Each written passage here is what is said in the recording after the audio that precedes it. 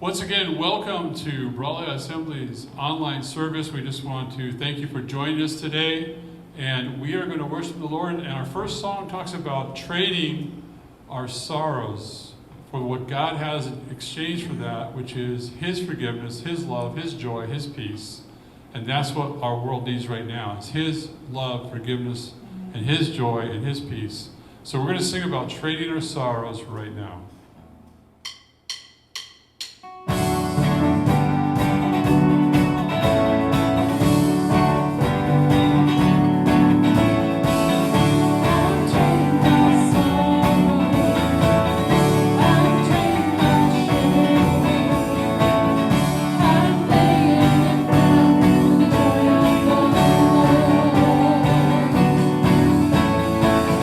I'm trading my sickness.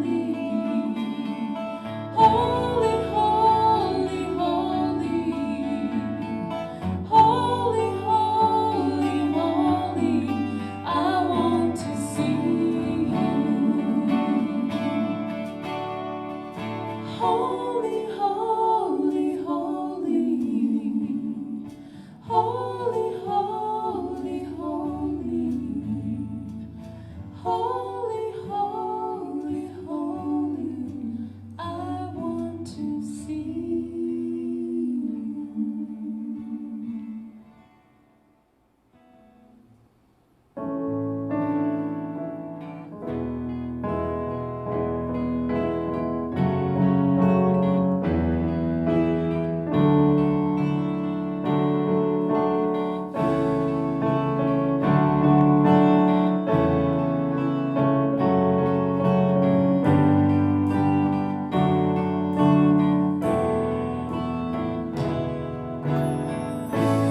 My Jesus, my Savior, Lord, there is none like you. All of my days, I want to praise the wonders of your mighty love. My comfort, my shelter, tower of refuge and strength, and every breath, and all that I am, never cease to worship you. Shout to the Lord, all the earth, let us sing. Power and majesty, praise to the King. Mountains bow down and the seas will roar at the sound of your name. I sing for joy at the work of your hands. Forever I'll love you, forever I'll stand. Nothing compares to the promise I have with you.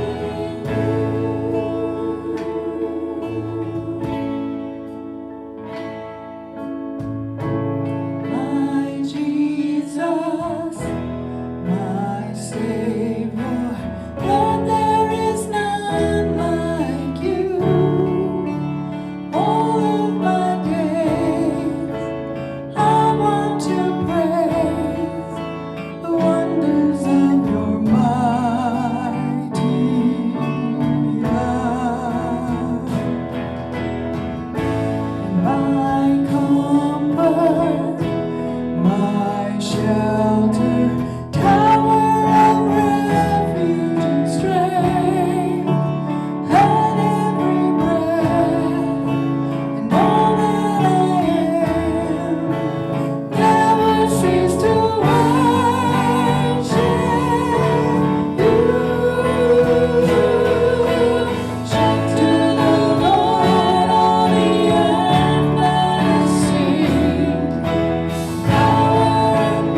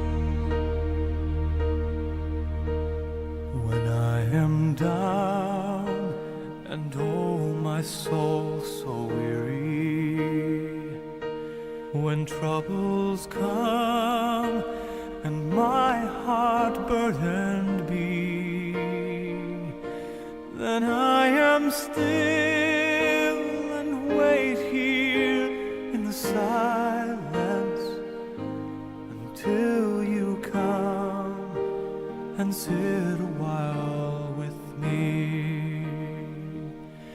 You raise me up so I can stand on mountains. You raise me up to walk on stormy seas. I am strong when I am on your shoulders. You raise me up to more than I can be.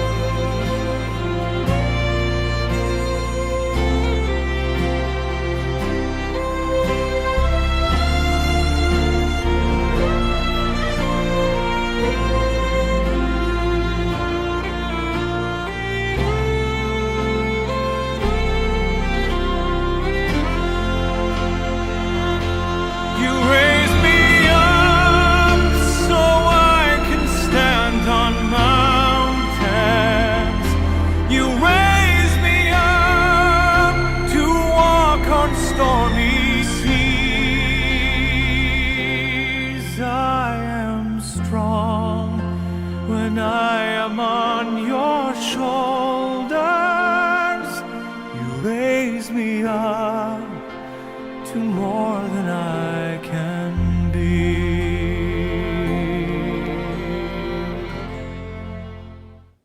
Thank you for tuning in today to another one of our mini services here at Brawley Assembly. It's always a privilege for us to have you viewing. And especially this week, I really want to encourage you to share this message with other people, because I hope it will give them some encouragement and hope. Lately, I have been looking at some comments that I see people, even from our church family, that are making on Facebook, and quite honestly, they're kind of discouraging. And I've been talking to other people. I know some are dealing with this pandemic, that it has affected them or their family. Other people are going through a variety of issues, whether it be family issues, financial problems, health things.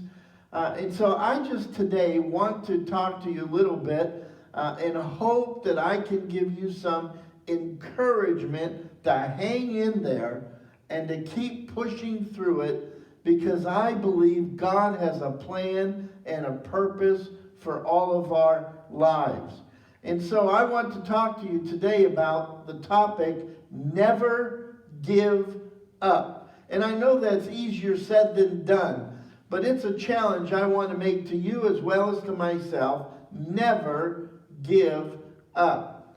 I want to begin reading a Bible passage found in 2 Corinthians, the 4th chapter, verses 15 through 17.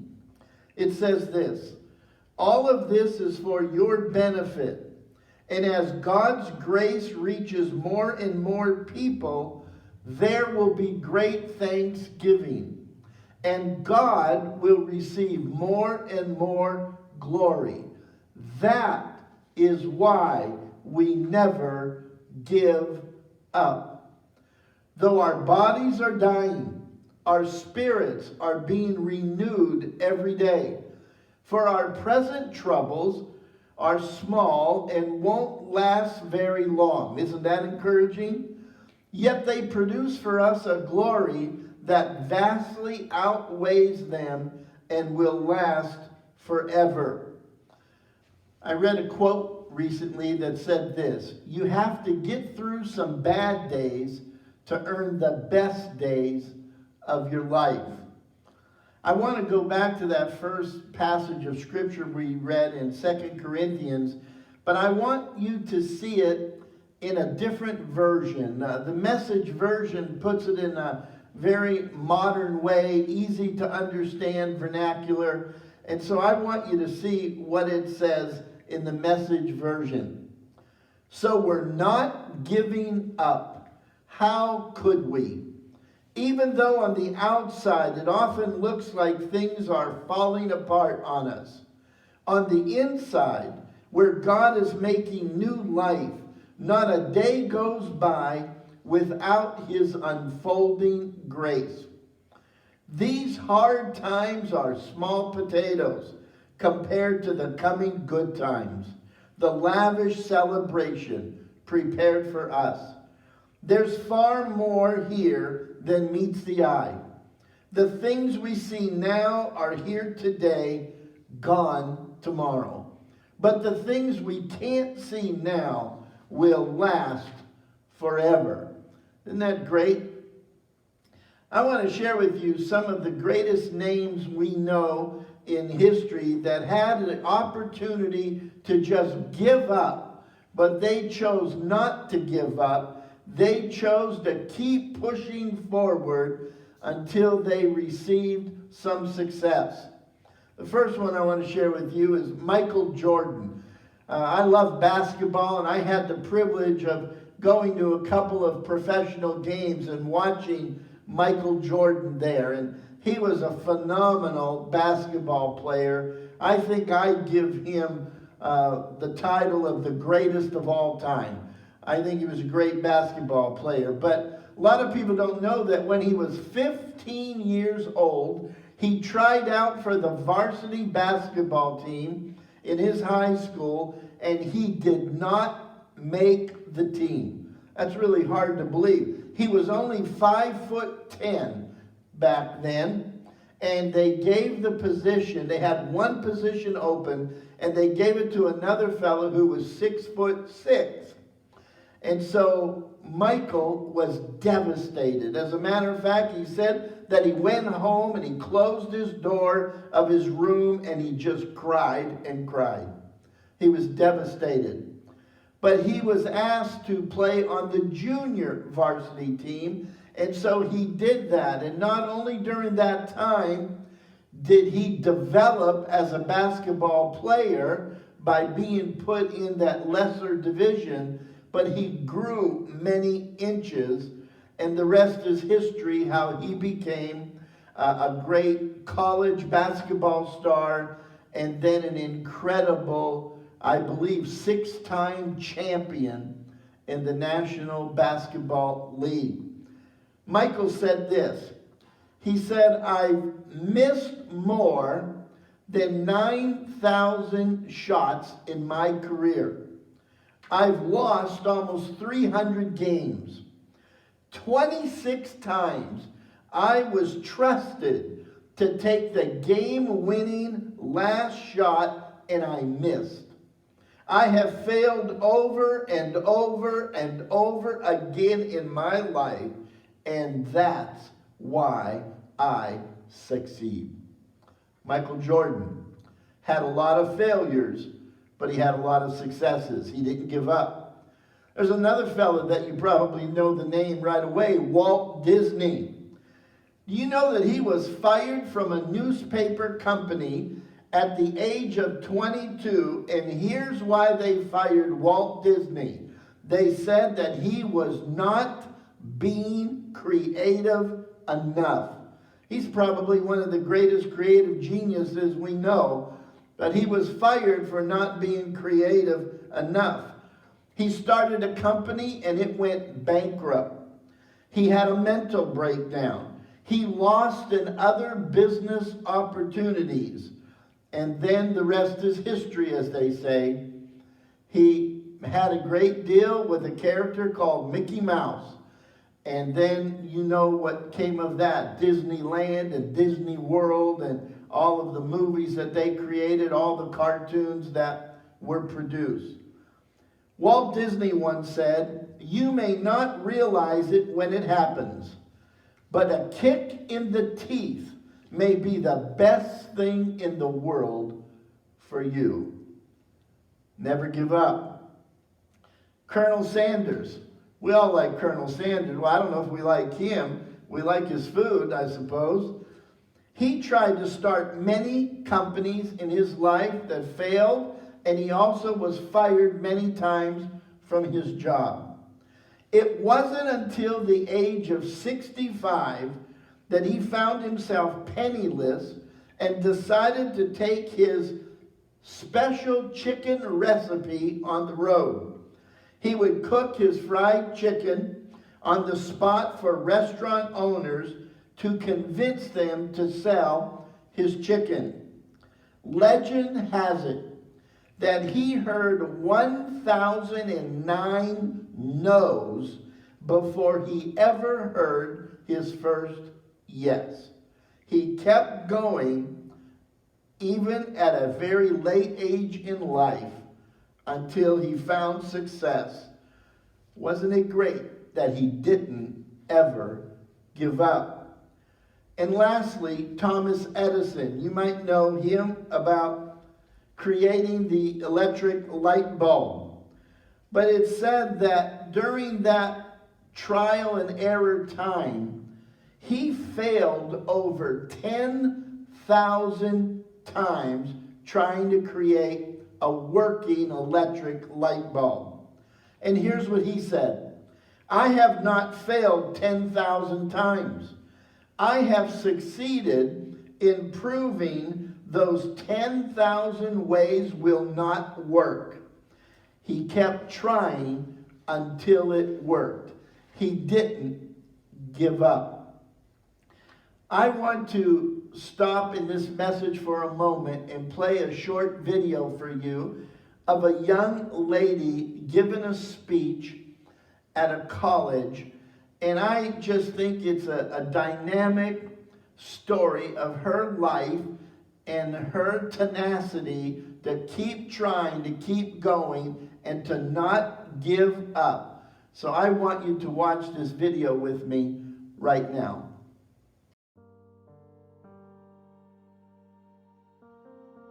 In the summer of 2009, I was 19 years old, working a summer position at Target between my freshman and sophomore year at undergraduate school.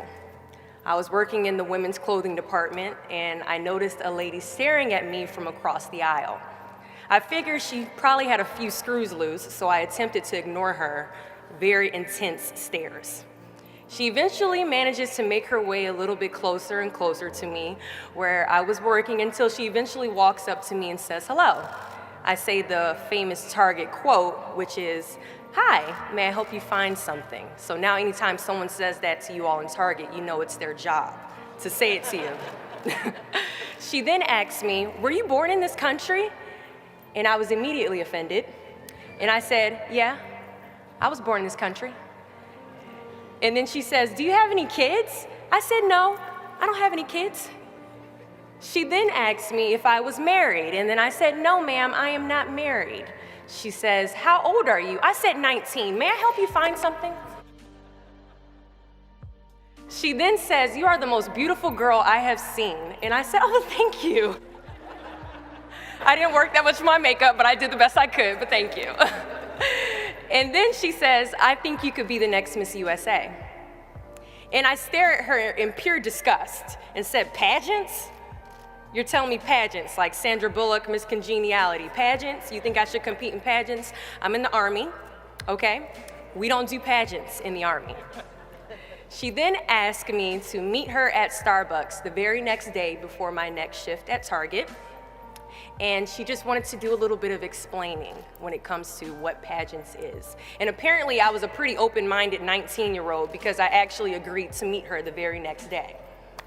The next day she brought this foot-tall stack of pageant books and proceeds to convince me to enter into a state pageant 3 months later. For those who do not know, when it comes to Miss USA, you have to win your state first, okay? So 3 months later, I compete in my first pageant, and I lose. I go back the second year, compete in the state pageant. I lose. Go back the third year, compete in the state pageant, and lose. Go back the fourth year, compete in the same pageant and lose. I go back the 5th year, y'all. Compete in the state pageant and lose. But guess what? I go back the 6th year. Guess what happens? I lose. I called her on the phone and said, "You told me I could be the next Miss USA." And she says, "Deshauna, keep working, don't quit, keep going back." And in June of 2015, she passes away from leukemia. 6 months later, in December 2015, I win Miss District of Columbia, USA.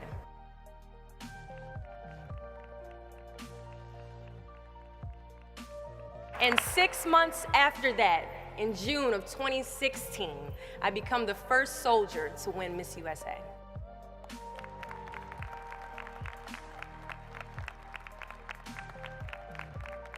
And you all already know where I'm going with this. At times, our purpose drops in our laps as if the heavens threw it by accident. I ask only one thing of you all today after you leave this building, after accomplishing an amazing goal. Do not fear failure, but please be terrified of regret.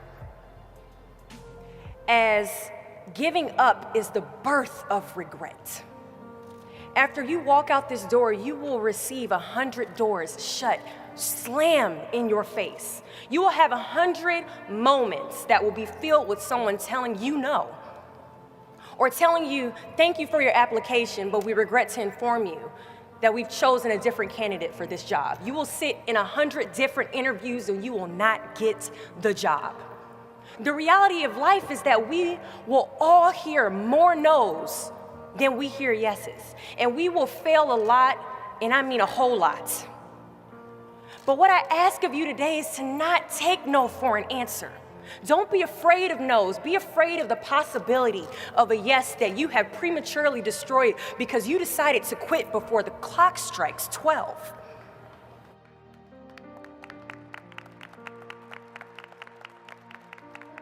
You can ask anyone, friend, family, anybody. I love a good no. Please tell me no. Telling me no is like adding fuel to a fire that is now set ablaze because of your single no. I love additional reasons to work harder. Please give me a reason. So today I challenge you to fight, to work, to not stop here, to believe so heavily in your aspirations that you too will not fear the word no, but instead you will choose to welcome it. Wasn't that an amazing story of her willingness to not quit, but to keep trying, to never give up? You know, there were two Bible characters who could have given up, but they did not. And I want to briefly talk about them today. Very popular characters that you're going to know their names right away, Job and Joseph. And I want us to look at their lives a little bit. And it's amazing what these two had to go through. And instead of dropping out, giving up, they hung in there until God's purpose and plan for their lives was revealed. The enemy tested Job, and as a result, he lost all his children. I want you to look at the things I'm going to share with you about Job and Joseph. And maybe you haven't gone through this exact scene in your life, but maybe you can relate to some of the problems that they encountered. Job lost all his children in a very short amount of time. He lost his possessions during that same amount of time. His friends, some of them began to criticize him. His property was damaged. His body became covered with boils. And his wife told him to curse God and die. If anyone ever had a reason to just say, "I'm about to quit, I'm going to give up, I'm not going to hang in there anymore, I can't deal with this any longer," he wrestled through it and he hung in there. And I want you to see some of his very last comments that he makes in the book of Job in the scripture. And here's what he said. Job replied to the Lord, I know that you can do anything, and no one can stop you. I had only heard about you before, but now I have seen you with my own eyes. I take back everything I said, and I sit in dust and ashes to show my repentance. Job learned a very important lesson in his life, but he had to go through a lot of terrible things before he learned that valuable lesson. And he was glad he didn't quit and he never gave up, because the Bible tells us that he received twice as much as he lost in the end of his life.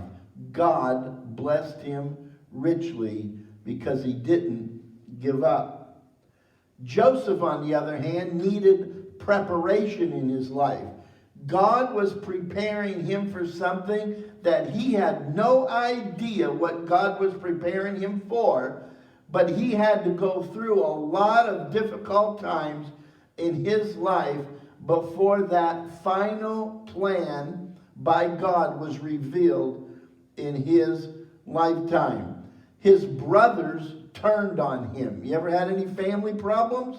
His brothers turned on him. He was sold as a slave.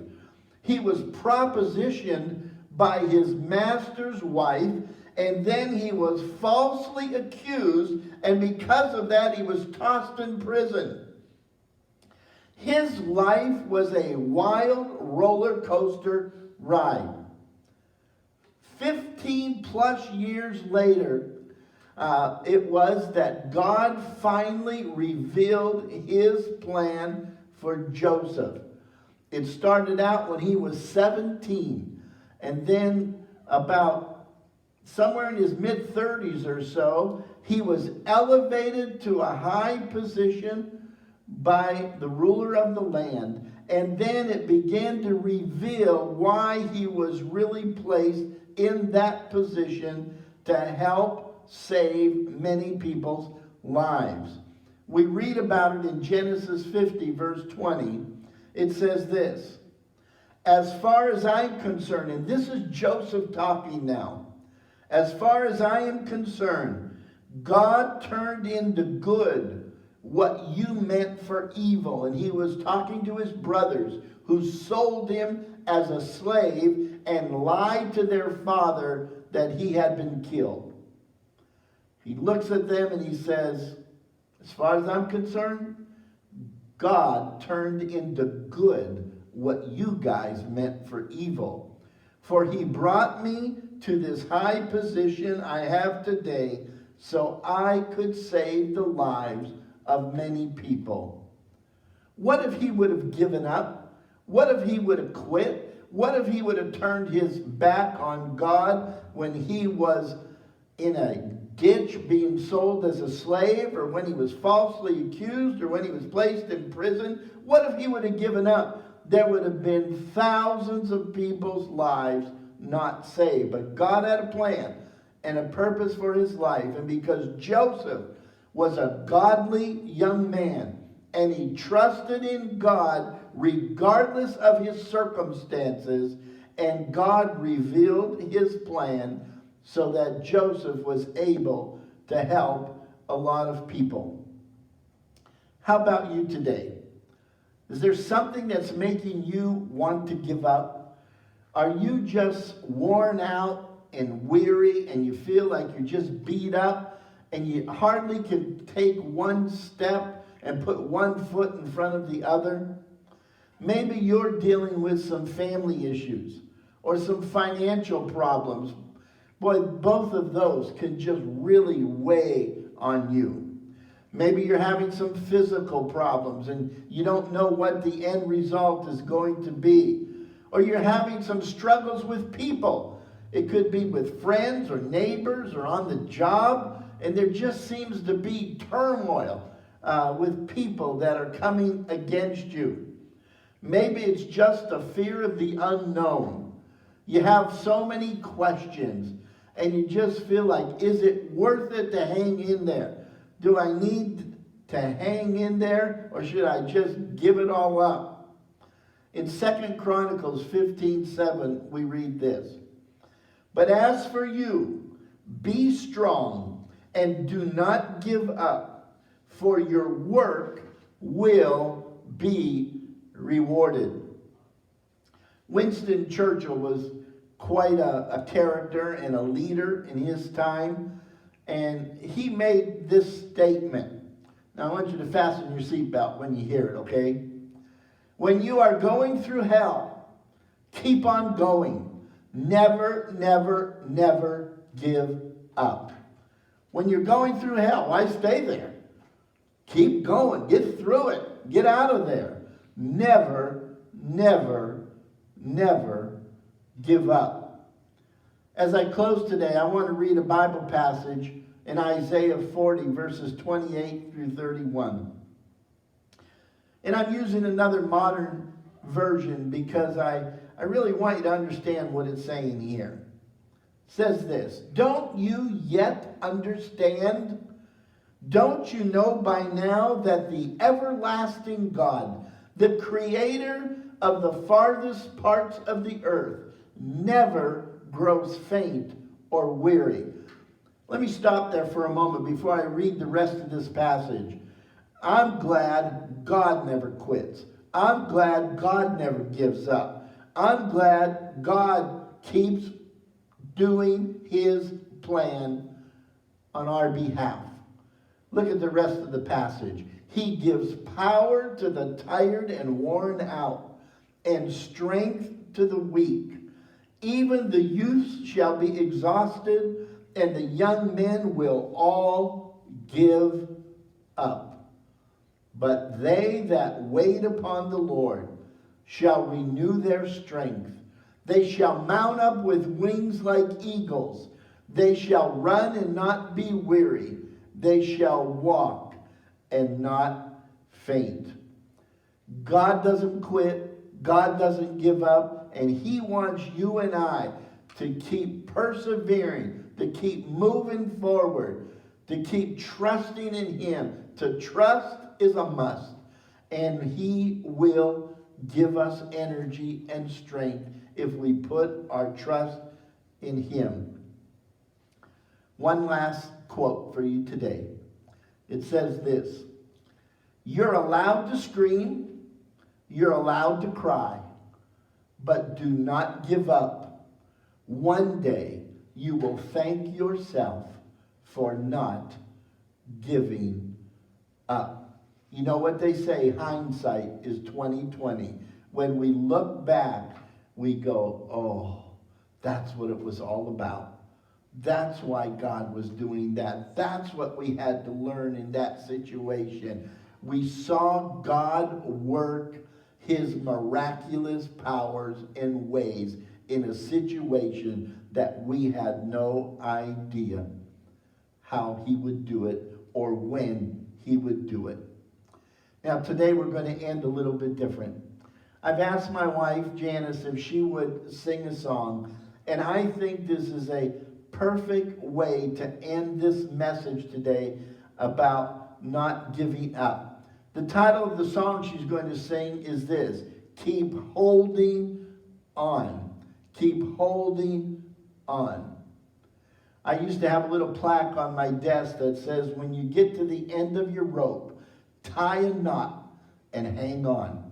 And I'm going to challenge you to keep holding on. I don't know what you're going through, but God is in control, and keep trusting in him. God bless you for watching today.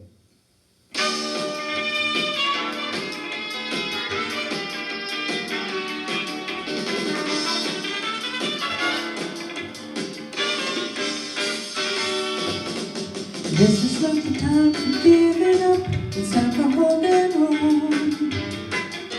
And this is not the time for looking back, it's time for being strong. strong. When you started running in the race, you were given a job to do. Who knows if you turn back now, somebody else might fail and depend on you. This is not the time for giving up, it's time for holding on. And this is not the time for looking back, it's time for being strong. And when it seems you don't have the strength to make it on to the end, that's when the Lord, He gives you the power to go a little further, my friend. You keep holding on, keep on holding on. You keep holding on, keep on holding on. And let us not get tired of doing what is right, for after a while we shall reap a harvest of blessings. If we don't get discouraged, and if we don't give up, you keep holding on, keep on holding on, you keep holding on.